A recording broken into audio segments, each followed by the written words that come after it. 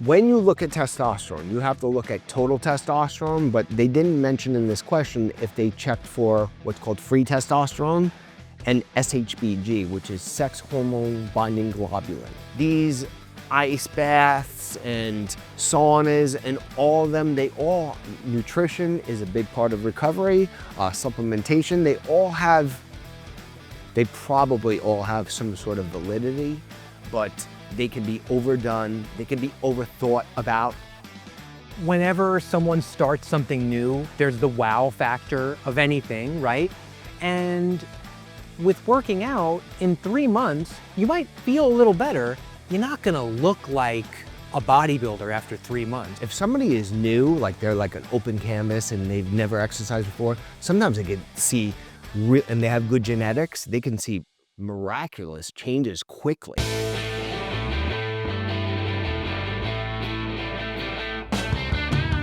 All right, Mike, this week we have a viewer question episode. We get a lot of questions sent to us in DMs and comments on the different platforms, the podcasts out there, and obviously on Rumble, on the Apple Podcast, on YouTube, we're on Instagram, on X, all these different places. And people have a lot of questions that they want answered, and I figured we might as well compile a lot of the questions, throw them your way, and just see what we get. All right, man. All right. Let's hit it. Great. This is cool. I'm excited for this. Yeah, I think it's going to be fun. All right. First question up is, it's actually about proteins. So this is interesting. And we still actually have to do a full episode on protein. Yes. So that's coming at some point. Everybody's favorite macronutrient. That's right. That's right. So here we go. I'm hearing conflicting advice about pre-sleep protein. Some say casein protein before bed boosts overnight muscle recovery. Others say eating before sleep interferes with growth hormone release. What do you say about that, Mike? I feel that this is a great marketing strategy for protein supplements. Okay. If somebody is trying to maximize muscle, meaning they want to be jacked and huge, young guys are like this, casein, provided the person doesn't have an allergy to casein, because a lot of people can have problems with it, it can cause congestion and stuff like that. So if you get a stuffy nose and that prevents you from breathing good and now it screws up your sleep, well, then what are you doing, right? Right. So if you're somebody that is not allergic or doesn't have the sensitivity to milk proteins, casein is a slow-released protein. So when we look at protein powders, we have whey protein concentrate, isolate. There's vegan protein powders where casein really kind of is like a slow release, a trickle effect. So if somebody is trying to build maximum muscle, can casein be anti-catabolic? Yeah, it could. It's going to be in your system longer than if you had whey protein isolate. Whey protein isolate is faster out of your system. Okay. That being said, do you have to have it? No, because if let's say you had a steak for dinner, and now there's going to be supplement companies that are not happy by us saying this, but we're here to set people straight. Sure. If you have a chicken breast or a turkey or a fish, even beans and legumes for people that are on a vegan diet, it takes hours for your body to combust that, break it down, and it's in your system, in your blood system, for probably anywhere from 5 to 7 hours. So most people are only sleeping 7 to 8 hours. Right. So do they need to have this bolus of protein right before they go to bed? Probably not. Most people are probably not that active or training that hard to warrant that. Okay. But if somebody is, if they have a super fast metabolism or they're a quote unquote hard gainer or very skinny, and it doesn't impact their sleep, then sure, have at it. Now, there is some thought that when you eat a few hours before bed, that it can block the release of growth hormone, because we go into what's called rapid eye movement or REM sleep. And this is where our body produces a good amount of growth hormone. There's some argument that if insulin, because when we eat, our insulin levels go up. When insulin is high, human growth hormone cannot be maximized. So by yes, you're preserving muscle, you're making sure your body has amino acids, but your insulin levels are going up, which is blocking growth hormone. So if you're somebody who's into being lean or you want low body fat, human growth hormone is a very important hormone for staying healthy and staying young looking and having low body fat. So you really got to, in nutrition and fitness, Nick, generally you fix one thing, but then it impacts something else. Right. So you really got to say, who It's a am I? balancing Yes. act. So I think casein before someone goes to bed, provided they don't have a dairy allergy, if they're young and they want to get jacked as possible, but for most of us, any type of meal, 2 or 3 hours before bedtime is probably, it could be whole food or it can be a shake, but it doesn't need to be a shake. Okay. So hopefully that answers that question. That was a good one. All right, we got a motivation question. So I think this is good. We obviously, if you have not seen our motivation episode, you should check that out now. I'll link to it in the video. Yeah, Nick dispels the myth of motivation very good. He takes that down. He just puts everybody in their place. So the question is, I started my fitness journey super motivated, but 3 months in, I'm just struggling to get to the gym. Is that normal? Am I just lazy? How can I maintain motivation when the initial excitement wears off? Did they say why they're having a tough time, Nick? They didn't. No, they didn't. But I think whenever someone starts something new, there's the wow factor of anything, right? And with working out in 3 months, you might feel a little better. You're not going to look like a bodybuilder after 3 months. You might start to see a line here, a line there, a little bit, but it's not going to be a huge change in 3 months, right or wrong. Yeah, there isn't going to be a huge change, provided if somebody is new, like they're like an open canvas and they've never exercised before, sometimes they can see, and they have good genetics, they can see miraculous changes quickly. Oh, wow. Okay. Right? But for the most people, the hardcore Mike Lynch wants to say, because you're a loser. Now, was this a guy or a girl? This is a guy. Okay. So I want to see both sides of this. So they didn't explain why, but there's 2 reasons in my mind why somebody would stop going. One, they're lazy, and they just got to get their shit together. And they're expecting too much too quickly. That's, I bet you, a big piece of it, right? The expectation level is like, I've been doing this for 3 months. How come I'm not? Yes, and especially now, the world we're living in now, where you get packages the next day, and we have instant gratification. Yes. Back in my day, I had to just look at fitness magazines, so I didn't have a lot to go by, and I knew that most of those people I would never look like anyway. They were probably taking some chemicals. But now we have the phone, and we have so many people to compare ourselves to, right? Which is debilitating in itself. Not good. And all of a sudden, somebody could say, it's not working, and they're looking for the next thing and the next thing. Or sometimes people can get unmotivated 3 months into it because they're trying too much. They're training too much. They're being too restrictive in the calories, and they have no energy left. They feel burnt out. Right. And that's a real thing. And if you asked me this question 10 years ago, I'd be like, because it loses. Next question. But sometimes if it's somebody who really is A-type and they're having at it, maybe they're not eating enough calories, maybe they're not getting adequate sleep, maybe they're drinking too many stimulants and they can't fall asleep at nighttime, and now 3 months into it, they're burnt out and they don't really see the money coming in. I always say, like, it's going to work. Imagine you went to work for 3 months, Nick, and you never made $1, right? You would say, I don't know about this job. Yeah. And that's a big thing with fitness. If people aren't training properly and eating the way we're telling them to, after 3 months, it's like, hey man, I'm not getting a paycheck. Why am I doing this? Yeah. So you can understand why people stop. So we don't know because he didn't say why. So he's either got to check himself and realize that, it doesn't come easy, work harder, and just check back with us in another 6 months, or check what you're doing. Look at your workout program, look at your nutrition, look at your sleep, and see if there's any gaps in there and fix them. Now, just because you started working out doesn't mean you're doing the right workout, you're working out properly, your form is good. Yeah. So potentially getting a trainer could really help with this. If you don't have money for a personal trainer, maybe going to a fitness class or 2 during the week, going to, an online subscription, trying something. Really, don't stop working out.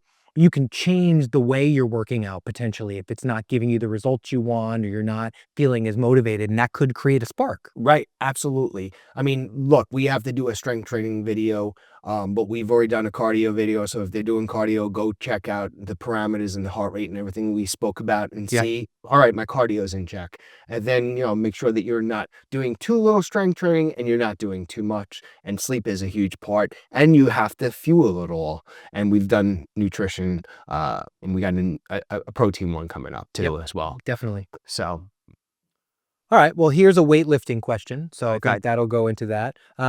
This one says, I've been lifting for a year, but my bench press is completely stuck at 185 for the past 2 months. I've tried different rep schemes, but nothing's working. What causes this plateau and how can I break through? First off, I would ask, why do you care what you bench press? Oh, that's interesting. Right. Right. Because that's just a number. Yeah. So it's a number. If you want to be, and this is a guy I'm assuming again, Yeah. guys have the stupidest questions. Women are the smart ones. Oh, he's very giving to the women because they, for the most part, they're a little crazy too, but they got their shit together. When it comes to health, they got their shit way They're better the ones than telling you to go to the doctor. They're the ones who want you to eat right. They're the ones who aren't Yeah. trying to impress anybody with Right. with the amount of weight they're bench pressing. Yeah, many girls are not going to send us an email saying I can't get my bench press up. Yeah, no, it's true. True. But I would say, why do you care what you bench press? Now, if somebody is really into the bench press and they want to do strongman or they're just really interested in strength, then obviously this is somebody that wants to increase their bench over time. But everybody's going to have a ceiling as far as how strong they can get. Now, a lot of times you'll hear in the fitness industry, Nick, you got to get a new PR and every time you should be adding reps and sets. If that was the case, we would all be bench pressing thousands of pounds and leg pressing, a boat. You know what I mean? Yeah. You can only progress up to a certain amount, especially as you get older. And then there's going to be a ceiling. And here's the good news to our question. The guy who asked the question is your body doesn't really care how much you're lifting. It cares about what's called time under tension. So if you want to build muscle, which most people do on some level, you want that set to last about 15 upward to 45 seconds. So from the time that he takes the bench out, it should last between 15 to 45 seconds before he hits what's called mechanical failure. Okay, Which is then when he you just can't push it Yeah, anymore. mechanical failure, like once somebody starts to do all this wacky shit, it's over. So as soon as the bar, you go like this, and then all of a sudden this starts happening, you're hitting that what's called momentary muscular failure. You want to get close to that in good form and then rack it. That's all your muscle cares about is that you gave it tension for a certain amount of time. It doesn't know if it's 225 or 185. Now, I understand why people, especially men, because we're dumb, we want to get stronger and stronger and stronger. Yeah. So I would say maybe if this person does have the goal of getting strong, maybe they're doing the bench press too often. They're not allowing adequate recovery time. Okay. Maybe they should, maybe the person's benching every day or they're benching 3 or 4 times a week. Maybe you want to only do that once or twice and bring the volume down. Or maybe they're just, they're at a plateau and, they need more calories or their body just hasn't progressed to the next level. Your body, no one just makes this one change. It's like it's like salaries. No one just goes from making 50,000 to 1,000,000. Most people, they go from 50,000, then they go to 70,000, then they go to 125,000. And Yeah. that's the way fitness kind of works. You'll get strong for a while and then you'll plateau for a little bit. And then you might have to add some more calories and maybe your sleep's better. And then you'll add more weight. So these are some of the low-hanging fruit reasons why this person may not be progressing in the bench press. Okay. But at the end of the day, you don't want to get injured trying to chase a certain amount of weight because let's say that he's getting 185 for 10 repetitions for 3 sets. If he gets 195, his chest muscles aren't going to know the difference. They're just going to know that, hey, this guy did X amount of sets and they lasted around this long and I'm turning over tissue. That's what we want. We want tissue turnover. Now, let me ask you this, because you mentioned injury. Is there an easy way to tell the difference between soreness and an injury? Yeah. Injuries are going to usually feel them deep in the joint. Okay, where the muscle is going to be sore, where you can actually feel the muscle and it feels almost good but bad to touch it. Yeah. And that's an indication that if you're really sore, you've either gone too much, you've done too much volume, Yeah. or you've done enough volume, but your body's just not recovered yet. And that's a huge part in growing muscle is recovery. You break it down, you recover, and then you build. Okay. It's a 3-step process.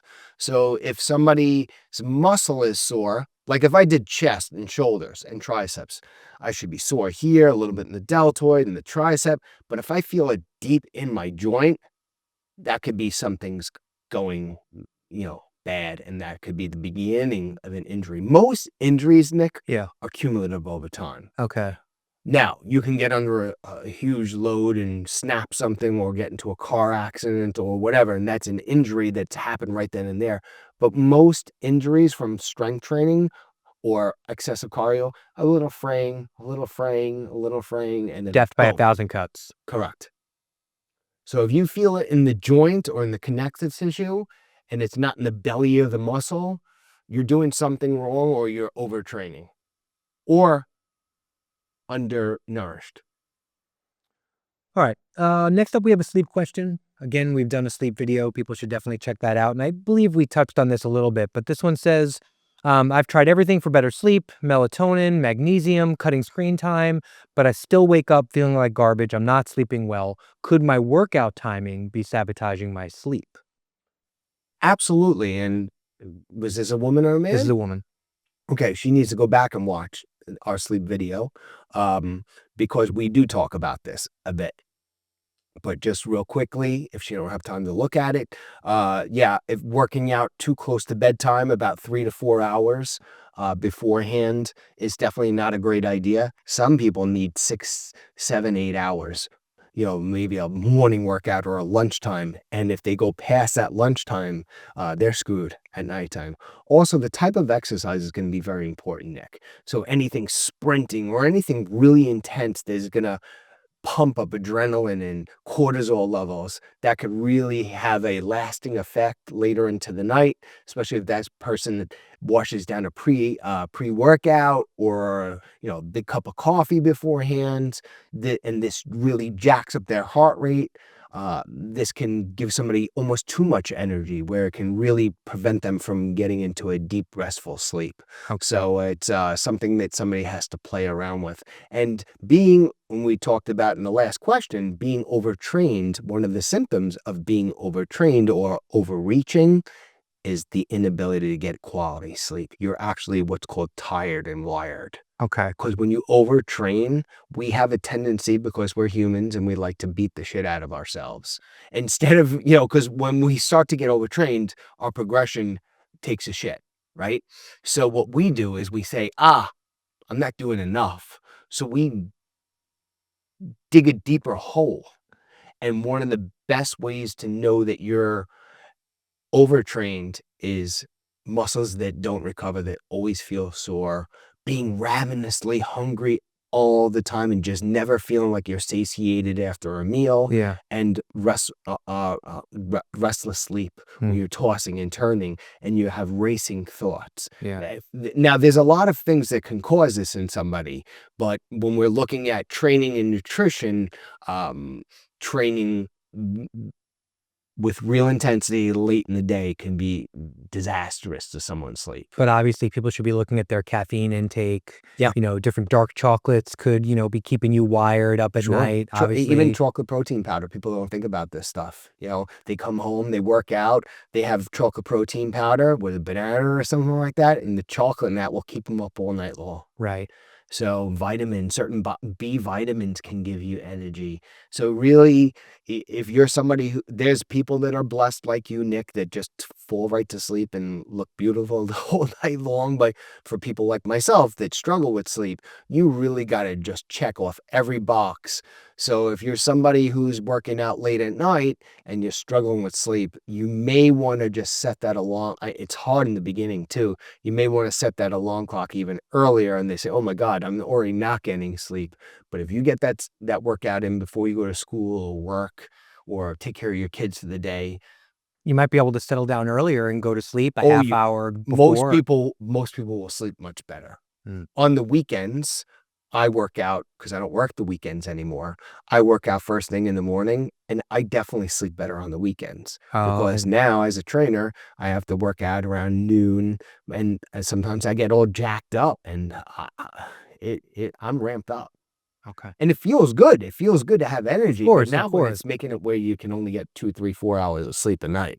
So, That's, yeah. For yeah. most people, that's not good. But obviously, if you watch our sleep video, you know you don't need a lot of sleep. Well, yeah, I don't. And another thing, we talked about this in the video, but let's just drop it in here, is that if they're training late, so that might be a problem, but most people are going to have a recovery nutrition. Now you have all of this food in your stomach and your body say, hey, What are you we want me doing to here? Am I digest? Yes. digesting? Or am Am I I trying to get into sleep? sleeping? And then we have the insulin levels are elevated, and we just talked about in the other question Yep. that the insulin can be elevated, blocking human growth hormone. So it's something to definitely look at. Again, a balancing act. Yeah. You got to figure out what's right for you based on your own body chemistry, based on your own schedule. But just because you don't have it figured out right now doesn't mean you should give up. You got to keep trying. You got to find that sweet spot. Yeah. And I will just mention this last thing. I've had many people here, Dr. Carrie Levine, when I first started training him early on in my career, I used to train him at 8:30 at night when he would get home from work. One of my clients moved away, his work changed, and I had an opening. He didn't want to train at night anymore, and neither did I years later. And I said, hey, Carrie, I have a 6 o'clock open next month. Oh, no, it's too early. I said, well, listen, I don't have anything else. Long story short, he took it. Best thing, 2 months later, he adapted. He's like, "Oh my God, I should have done this years ago. I could never go back to working out at 8:30." So at first, it was like he was like, 6 o'clock? Are you out of your mind, Mike?" But then once he got used to it, his body adapted to it. He had the luxury of just coming home after he was practicing medicine, and he didn't have that burden of, "Now I gotta work out." And he said his sleep in improved exponentially. Now, let me ask you this, because there are times that early in the morning where my body just doesn't feel like it's ready to move. Do you need to warm up longer in the morning, stretch out a little more if it's that early in the morning? I mean, are people more likely to hurt themselves if they've just woken up than if they've been up for a couple hours and they're a little looser? Yeah, I would say that we all kinda loosen up as the day goes on. So, there's certain synovial fluids that our joints release as we move around and stuff like that. Yeah, So, yeah, if you're somebody who's not a morning person and you don't spring out of bed like myself, I'm a morning guy. When I'm up, I'm up. yeah. But yeah, you would definitely wanna bring a little extra time in there to make sure that you're maybe warming up for a couple extra minutes so this way you don't get injured and you're loosening your body up. But I would say that most people, Nick, over time will just adapt. We're pretty adaptable specimens. Yeah. We think, and then and especially if somebody is very regimented, as soon as you do something different to their schedule, they lose themselves. But your body can pretty much adapt to any training style and eating schedule. It's just what's optimal for you at Hmm. this given time in your life. Okay. All right. Let's go for a recovery question, actually, because I think this will be a good way to keep going. So this comes from another viewer that we have. They're saying between foam rolling and stretching and massage guns and compression boots, I'm spending more time on recovery than I'm actually spending working out. What recovery methods are actually worth the time I'm spending on them, or are they all just BS? That's a great question. I think that there's a lot of snake oil salesmen in the fitness industry. And if I were to say something doesn't work, but somebody says it does work for them, now what? Right? Right. So I think that recovery is a huge part of fitness. Foam rolling is definitely something, if you know what you're doing, because you could hurt yourself on a foam roller, believe it or not. You can over roll yourself out and bruise the muscle, and that's not good. So you really need to know what you're doing, educate yourself. Now, when you say overroll yourself, is that just doing it for too long? Doing it at the wrong angle? There's a bunch of different ways to do that wrong? So yes and yes. So you can roll for too long. You could be using too aggressive of a roller, because there's some rollers are soft and spongy. Oh. You definitely want to start off one that's like as hard as this table, right? And you can actually bruise the muscle. A bruised muscle can really be debilitating. That takes a long time to heal, Yeah, too. a bruised bone or a bruised muscle can feel worse than a break sometimes. Definitely. So these ice baths and saunas and all of them, nutrition is a big part of recovery, supplementation, they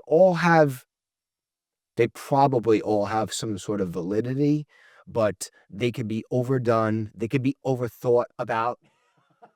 Yeah. Right? I mean, we were training and exercising in the 90s, and we didn't have all of this stuff. And you look at the physiques back then, some argue the physiques in the fitness industry were better back then, and they didn't have all these tracking devices and this thing and all this science that we have. So I think that it's definitely a part recovery, but I think it could be also overthought, and you can definitely get scammed.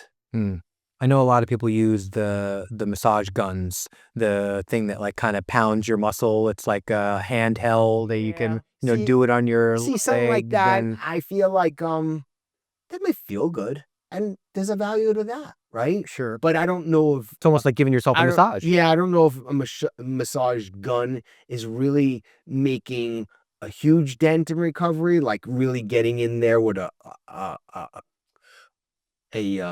real good therapist that's doing like acupressure or rolling, really getting in and breaking up adhesions in the muscle and breaking up some scar tissue and stuff with that pounding gun. But hey, listen, if it feels good and it relaxes somebody, then there's a value to it. Just because on scientific studies, it says it doesn't really do anything. If it makes you feel better, and it's relaxing you, then it's helping you recover. Yeah. So I'm not here to say anything is that you mentioned doesn't work, but you can just do too much of anything. Okay, that's good to know. How about this? You want to talk about how recovery is overdone sometimes? There was a push in the 90s where people were actually taking Advil before they went and worked out. Why? Because it was anti-inflammatory. You need the inflammatory response of training to signal the body to make a change. So these people were taking anti-inflammatories, which was causing havoc on their stomach because they were taking it every day because they were training most days, but they were turning off the stress response. Wow. Yeah, you need inflammation. It's your body's telling you something. Yeah, well, when you train, you're looking to break down the muscle, i.e., acute microtraumas. You don't want to shut that mechanism off because you need that inflammatory response to make a tissue turnover response. Mm-hmm. So these people were taking Advil or Aleve or whatever it was, ibuprofen, to mitigate that, but that was a problem. So there's a perfect example of trying to recover before you actually go and work out, and how recovery. Yeah, and how stupid that was. Okay. And some of these guys were getting stomach ulcers and stuff like that. So yeah, it can be overdone for sure. Okay. All right. Last one. I have a hormone question. Okay. This question says, I'm 47. Wait, Nick, let me stop you. This is a man? This is a man. Okay. Go ahead. I'm 47, and my doctor says my testosterone is, quote, in range, but on the low end. Mm-hmm. The internet says this explains my fatigue and muscle loss. So obviously they're feeling fatigued. They're having muscle loss, right? And I guess that could be from testosterone. But my doctor says I shouldn't be worried about it. Hmm. Should I be pushing for treatment for my, for this testosterone, or should I be trying natural methods or just letting it go? So yes and no to all the question. When you look at testosterone, you have to look at total testosterone, but they didn't mention in this question if they checked for what's called free testosterone. and SHBG, which is sex hormone binding globulin. Okay, I'll explain what that is. So you have a total testosterone number, and then you have what's called free testosterone. Free testosterone is a really important part because that's actually what's available for your body to use that hormone to facilitate more muscle growth. Sex hormone binding globulin is an estrogen that needs to be tested. If that is elevated and out of range, that can bind to testosterone and make it not available at all. So just because their testosterone is in range and on the low end, it only tells us a small part of the story. That total number is the least important out of all three of those numbers. And that could be why the doctor is saying it's not a big deal. Right. Well, he also might be, or she may be, a doctor that is not really educated on hormones, because the study of hormone is ever evolving, but it's more newer, where these doctors that went to school 25, 30 years ago, they weren't educated on this stuff at all. So a lot of them haven't kept up with the times, and they might just blow things off because they don't want to say they don't know. Right. Okay. So a man can be in range, Nick, of total testosterone, be on the low end, as this gentleman had pointed out, and be symptomatic. So the doctor would say, no, you're good, you're in range. But if on the low end of normal, they can have all the symptoms of low testosterone. So doctors that really know hormones, they'll look at the numbers, but they'll also look at the symptoms, provided the person's not lying to get on TRT, which no one should do. You don't want to go on TRT until you've exhausted every option. What's TRT? Testosterone replacement therapy. Oh, okay. So which leads me to this person's question is, I believe whether it's blood pressure or cholesterol or testosterone, you should exhaust every natural option before you think about going on therapy, because all drugs have a side effect. Yep. And once a man or a woman, I don't know so much with women, I think they can go on hormones for a while and come off. But when a man goes on testosterone replacement therapy, because that's our question, this is a lifelong commitment. Because what happens when somebody goes on TRT is their own natural production shuts off. So now you're just like with anything, when you start wearing glasses, your eyesight gets worse. As soon as you start to lean on a crutch, those muscles that you're using or whatever it is starts to slowly recede. Right. So if a 20-year-old guy decides to go on steroids, which I do not advise, if they try a couple of times and they stop, their own natural testosterone will come up. But when a man gets over the age of 35, let's say, and they go on TRT, that's a lifelong commitment. Okay, so now they're on that. So the things that they want to do before they decide with their doctor about going on TRT is to make sure they're getting adequate nutrition. Yep. Their body fat is not too low, believe it or not, or because that'll affect hormone levels. Yes, that will affect your testosterone. If your body fat is like non-existent, that's actually not good for your hormones. And if you're over fat, that can actually raise estrogen, which will lower a man's testosterone. So you want to make sure that the body fat is in check, that the calories are adequate, that you're getting enough protein and fats and carbohydrates to facilitate recovery. You're not overtraining. If you do, and you're sleeping well, and you're doing all the things, and if you have low normal testosterone, and you just have erectile dysfunction, you're losing hair, your libido is non-existent, you're depressed, your ability or your desire to go out and hunt in life, I call it hunt in life, go out and start a business, all these signs that a man can get that would be low testosterone, then it might be time to see a different doctor, a doctor that specializes in hormones, like an endocrinologist or a urologist. A lot of urologists deal with hormones now as well. It used to be an endocrinologist thing. They both do them now. And now they have these clinics. But I'm a big believer that you should probably go to not a clinic, because they're only doing one thing there. They're selling TRT. So of course, they're in business to make money. So I'm all for testosterone replacement therapy. It does come with side effects. I personally, at 52 years old and not on it, I am trying to push that as far away as possible. If I live long enough and my testosterone, me personally, if my testosterone was low and I tried everything, I'd go on TRT. I'm hoping to live long enough that I do have to go on it at some point, but I'm an advocate of trying to make your own production for as long as you can. All right.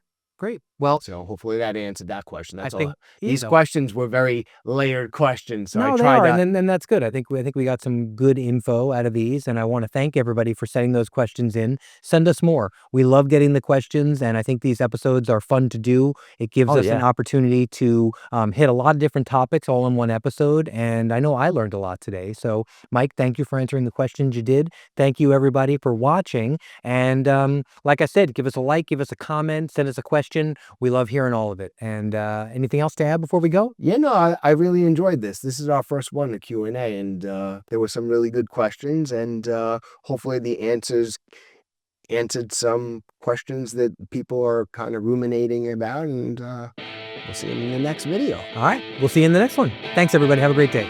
Thank you very much. See you next time. Please hit the like, subscribe, and hit that bell notification so you don't miss any content in the future.